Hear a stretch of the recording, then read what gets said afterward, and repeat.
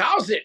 It's the Bergie and Booker show. He's Bergie, I'm Booker, and we are going to get into some spring break stuff. We talked about the XFL and what's going on there. And where are you with the XFL before we get into some of the spring break action? First of all, I'd like to be called Big Ten Bergie now that the tournament has started, and I'm going all in on the Big Ten. Evidently, for the next 3 weeks, we'll adjust. I think the XFL is exciting. I think it's fun. We talked about it, and I think it's going to give probably 10 to 12 kids an opportunity, or men an opportunity to work themselves onto a roster in the NFL. You know, NFL Europe did it. I mean, Stan Gelball, he did a great job over in NFL Europe, and he ended up turning into an NFL quarterback. What's his name for the Rams did it in arena ball and then turned into a great quarterback. Warner. Warner. It's going to give guys opportunities. And, you know, speaking of that, I saw something, and I didn't think about it, but I have an old teammate, Dean Green, and his son is playing for the Seattle Sea Dragons, okay? Yep. And he's playing in the XFL, and this kid has an incredible story. He didn't play football in high school. All of a sudden, in his senior year of high school, he goes out for football. His dad was a great wide receiver, and right. He goes out for football, and he's in like Martinsburg, West Virginia, plays his senior year, doesn't really qualify, has missed the boat on a lot of scholarships, goes to Lackawanna Junior College, okay, where he plays for Mark Duda, who's another Maryland guy, gets to Albany, plays for Albany, does well after being at Lackawanna there. And he's been with the Falcons, for a little bit of time. I think he's been with the Titans for a little bit of time. He's been with the Lions, and now he's in the XFL, and he's going to extend his career and maybe get another look and get into a camp this year.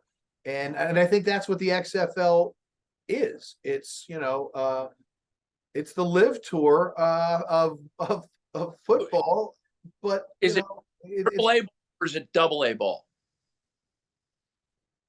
I'd say it's double A, because triple A, it's not for guys rehabbing as much, and that's kind of my mind with triple A. I think double A guys have a chance to make it, but that's kind of where they go to die. They either leave afterwards or move on. I think XFL is kind of that. Yeah, we'll see. They're making money though. Yeah, they're making money, and again, I think it's got an opportunity.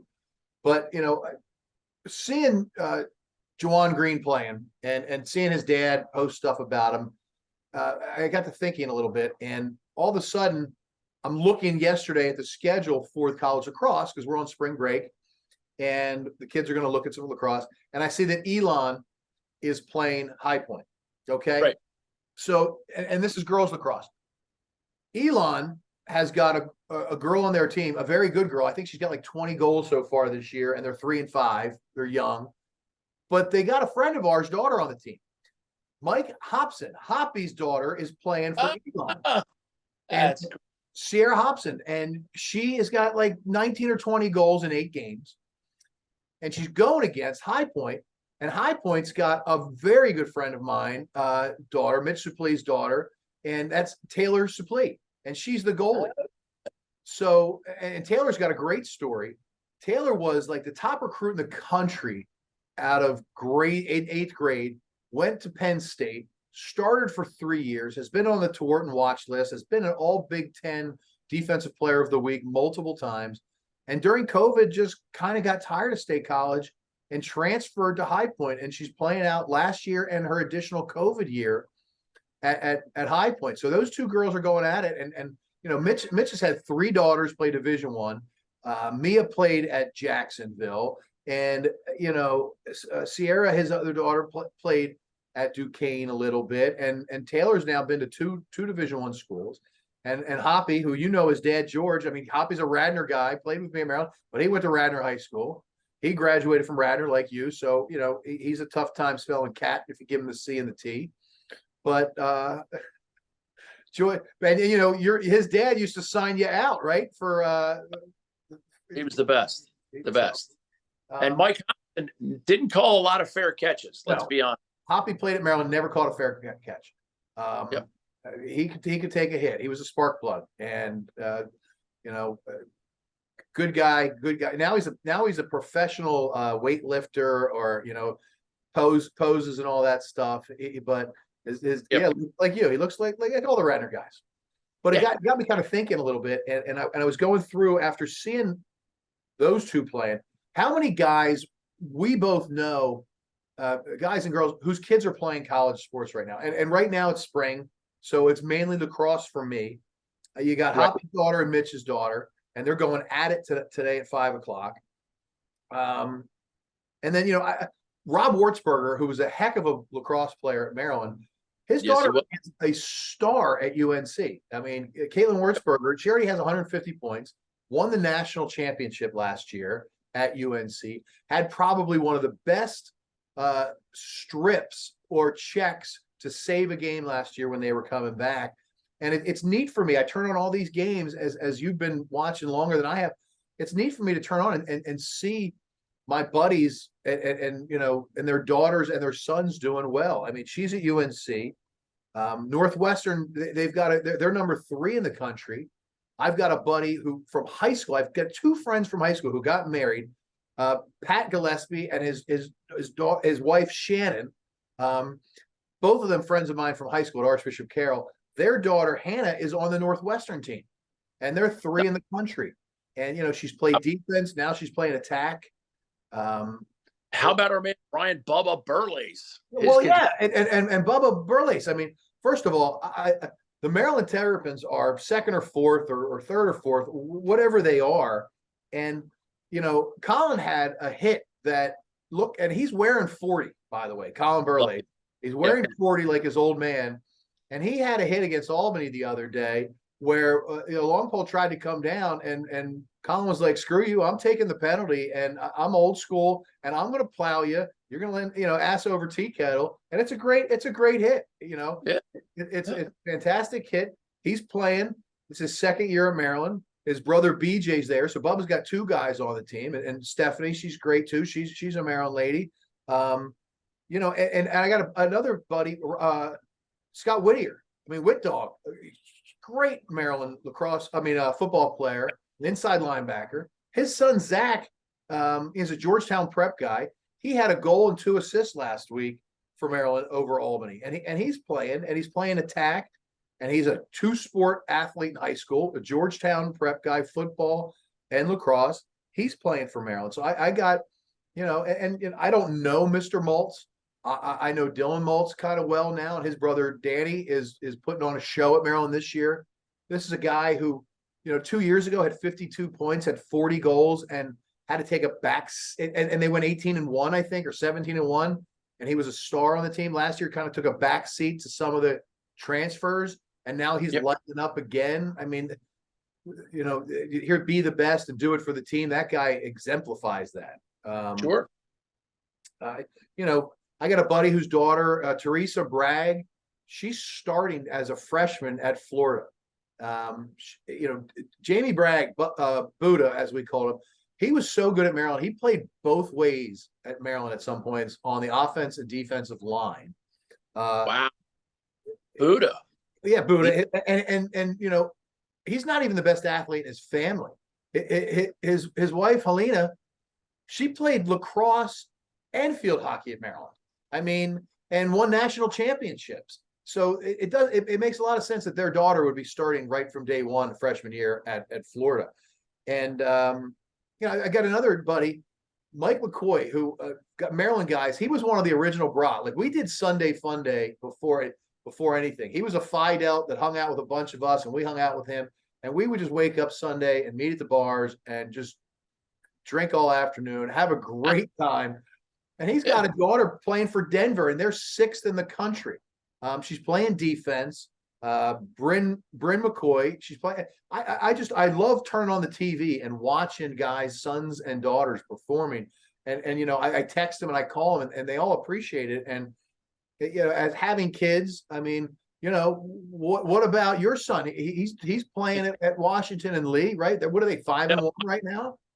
Washington College, and they're 4-2.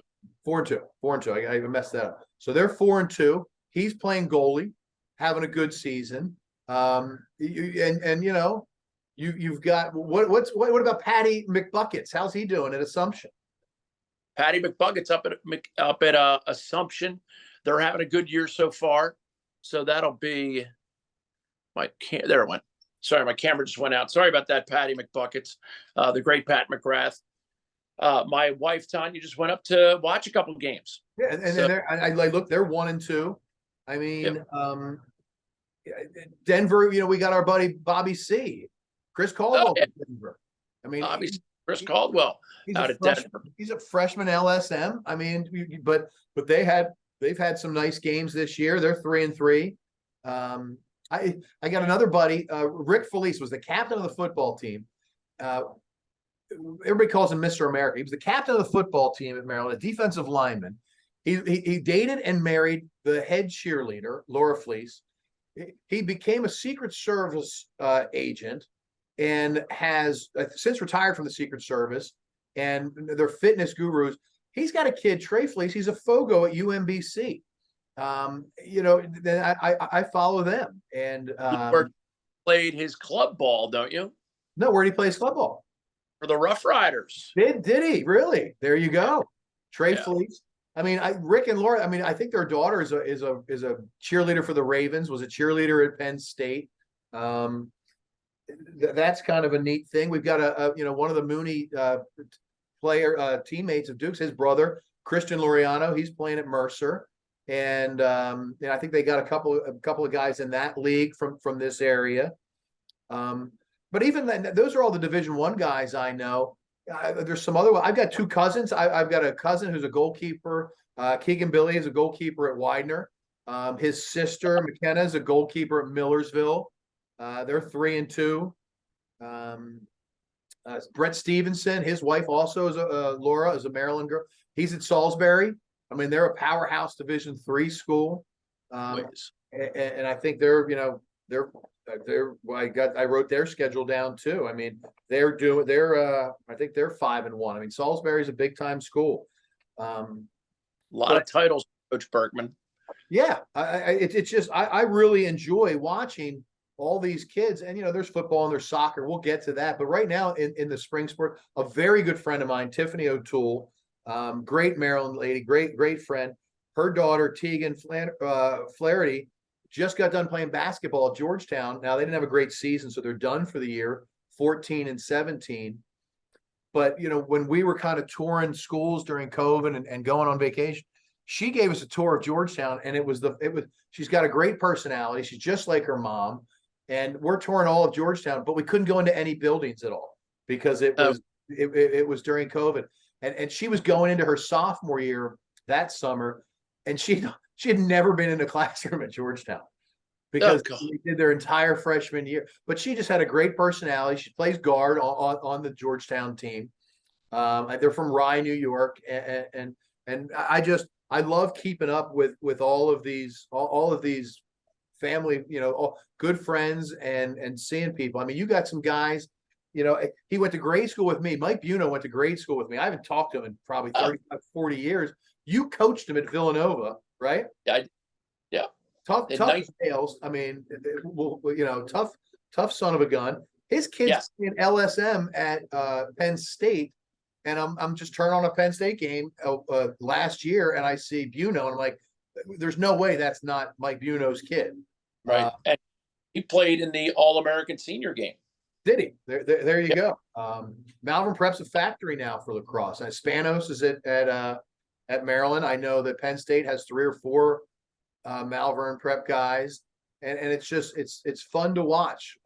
I have a lot of friends who whether they're daughters or their sons, they're all playing lacrosse, and they're all playing at high levels of Division III, Division II, Division I. And I joke with everybody. They say, why are all your friends' kids playing lacrosse? I say, because that's what 6'4" white kids play now. They play lacrosse. It's a great sport. It's the most, it's the fastest growing sport there is. And I love being able to watch these guys. How about some of the guys that you've coached or you've seen through the years? You got any guys, any boys or girls?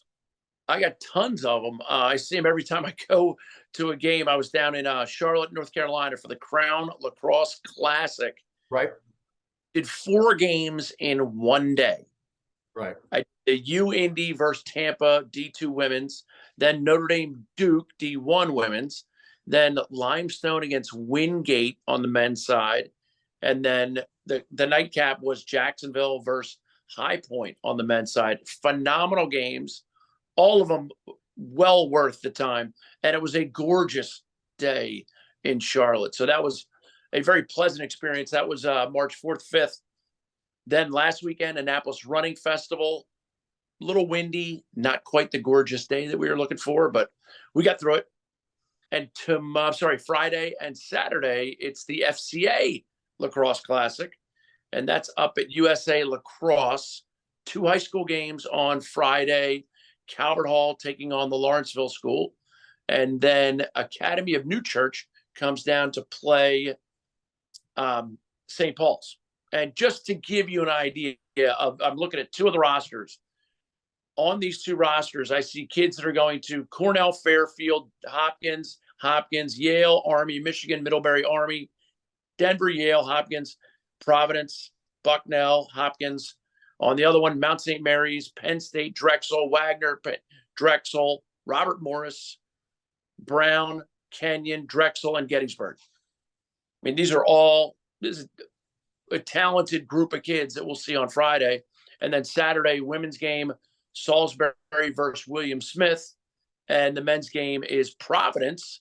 My old buddy, Bobby Benson, the head coach now at Providence, going up against his former teammate in Greg Raymond, the head coach at Hobart. These are 2 guys who were captains together at Hopkins, now coaching against one another. That's cool. Yeah. Calvert Hall. So correct me if I'm wrong. I've got friends that have, got kids that play at St. Mary's, and but Bubba's kids play at St. Mary's. Bubba's other son, 2 on the Maryland team, 1 going to Notre Dame.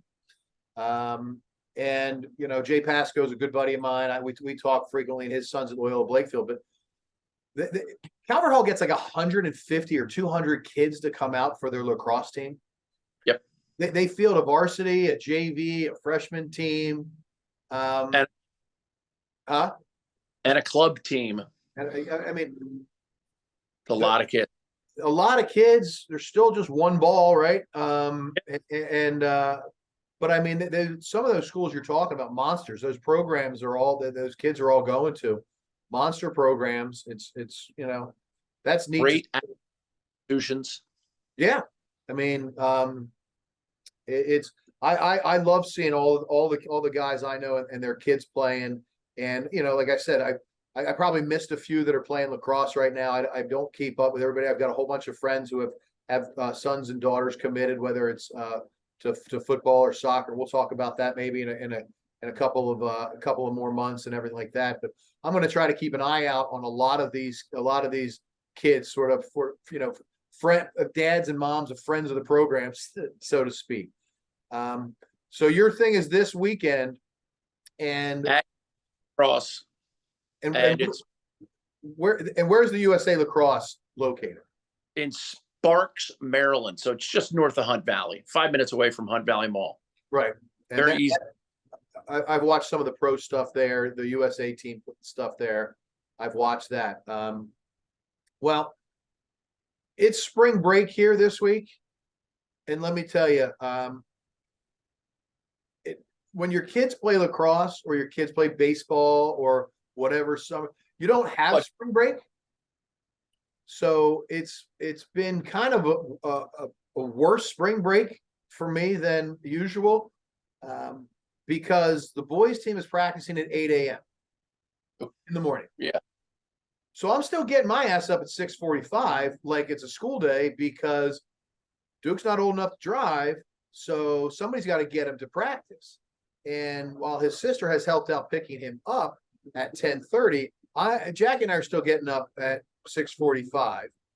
And to make matters a little bit worse, they had a game last night that was supposed to be in Orlando. And we got more than halfway up, and Their bus broke down. That's the worst. Literally broke down on I-4. So they took off at 1:30, which means they wanted to be there at 1. So you're kind of blowing off a spring break day with the rest of the kids and the family. You're going to drive up. You're going to watch. You're going to support your kid, right? The family's going to support their brother. We're on I-4, sitting in traffic, Mm-hmm. and we get the alert that the school bus broke down. So now I got to go. Jackie's driving because I was pre-gaming, and I don't mean getting mentally there. I mean pre-game. So we got to get off I-4. Then we got to drive up. We got to do like 9 U-turns to get back on I-4 to go this way. Then we got to get off. Then we got to do 6 more U-turns to get back onto a rest stop to get to the boys' bus. And it's 30 some odd kids, all their lacrosse bags out of the bus, the coaches, and they're playing wall ball and they're doing all that. And so then we got to turn around. So basically Jackie left to drop him off at 12:30. We left about 1:30, 1:35. We got home, 6 hours later and saw no lacrosse. Just to wake up and have practice at 8:00 this morning. Now he does have a game Friday, and that's going to be fun. We got a Catholic school, and it's St. Patty's Day on Friday. We've got a tailgate going. We have a special dispensation from the Archdiocese of Venice, which we're in, that we're allowed to eat meat on Friday because it's St. Patty's Day. So our parish sent that out today. So we're going to I'm going to say that the Irish Catholic tailgate on Friday on St. Patrick's Day will probably kick off around 4-ish, 4:30. And we'll have a game at 7:00. That could get ugly. You know some of those parents. That could be fun ugly. I don't mean like bad ugly. I mean like fun ugly. So that could, yeah. The Bergstrom kids, we've played a lot of horse.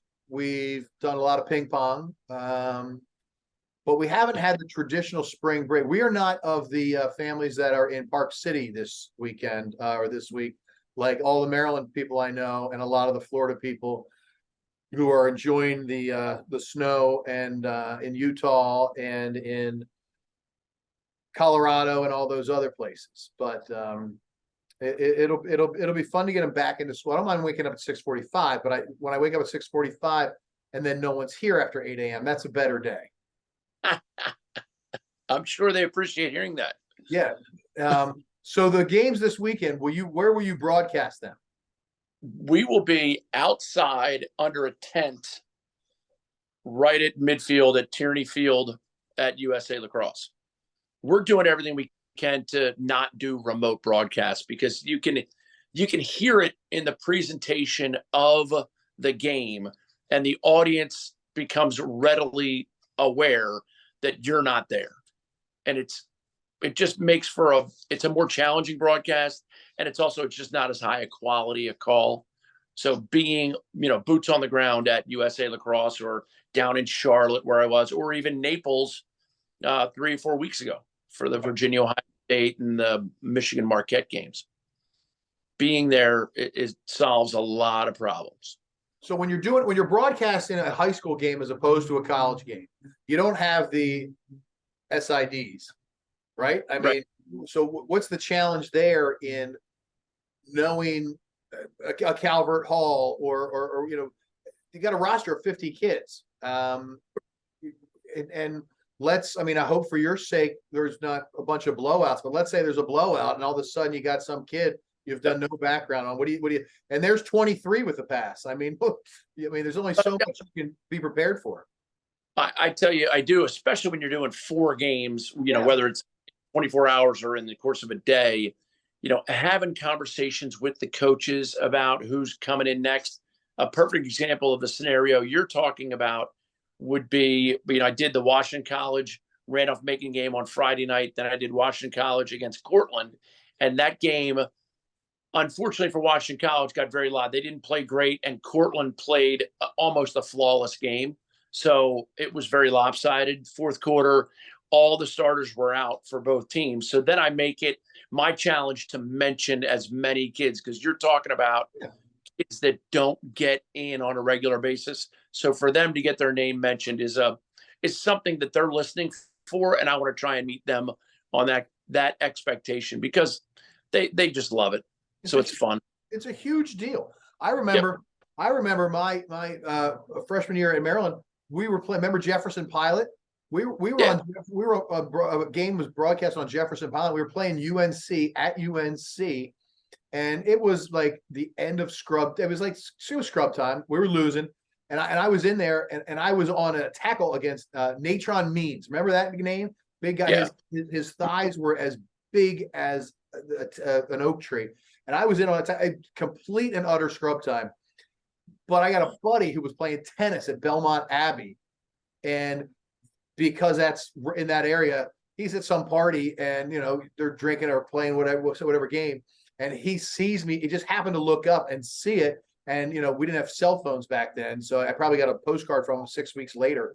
But actually, it was Christmas break. I ran into him, and he said, "I'm at some party, and I saw you, and I told my buddies." And that's cool. I mean, that's cool. And for those guys, for their parents, I mean, it's a big deal to hear them if they're not there, if they're listening to and let's face it, you got kids. I've just told you, like, I've got all these buddies. They got multiple kids. Jamie Bragg's daughter's playing at Florida. His other daughter is, in 8th grade or 9th grade now. I think she's in 9th grade. You can't get to every one of your kids' games when you have multiple kids. So hearing your son or daughter's name, and you're not at the game, even if it is a blowout, you don't care at that point. You're just happy to hear it. Grandparents, one of the neat things about our kids' high school and all high schools now is have the streaming of these games, the live streaming. Sure. We played a game down at Venice High School, and they've got a lot of money. It's a big public school, and they got a great football program. Jamie Carver's a Maryland guy. He's the lacrosse coach there. And, their boys and girls lacrosse team is coming around. I think they butt heads with this 2-time defending 8A state champion football team. So it doesn't get a lot of, I don't think it's a lot of help there. But they have a system at their school where everything's filmed and split screens, and like every goal is then automatically shown in slow-mo and all this stuff.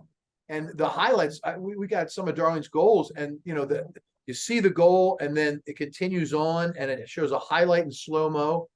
Well, you know how cool that is for my mother-in-law in State College to be watching that game and getting that kind of production out of it. It's neat what they can do, and I just look at it from a standpoint of, having my brother or my sisters be able to watch our kids play from streaming. And it's neat to have so many games. How many games a year will you broadcast, do you think? If you count the tournaments, I'll probably be over 50. I mean, I got 10 already this year, and I'm doing 4 more coming up this weekend. Then I have all of the ACC women's tournament coming up the end of April. And then a bunch of club stuff that we do. We do a ton of in the District East, District South, District Central, and the All-American underclass, which, by the way, if you want to make that senior game, get to the underclass tryout, because that's step number 1 in getting in front of the evaluators.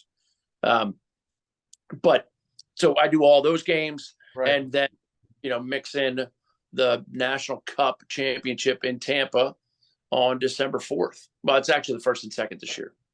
Gotcha. It's a lot, but it's fun, and it's what I love doing. No, it's enjoyable to listen to you. So the games this week, you'll be there. Can I listen? Can I see what's the deal? CSE TV, and also just follow us on Twitter and click on the link, or follow Instagram. They have it. So CSE Lax is the Twitter and Instagram feeds. So yes, they're great outlets, and we do 3-camera production, 2 broadcasters, replays, score bug on the bottom with time and shot clock and all that. So it's as close to an ESPN broadcast. So Anyway, my phone's dying, Bergie. All Gotta right. jump. Gotta jump. All right. Well, He's Berger. We do what we do. We do it pretty well. cheers, man. Well, good luck this weekend, and I will talk to you soon. And we'll talk about Baker Mayfield next week, and and if there's any other important NFL guys. But I think Baker's probably going to be the headline for the next couple of weeks. We shall see. We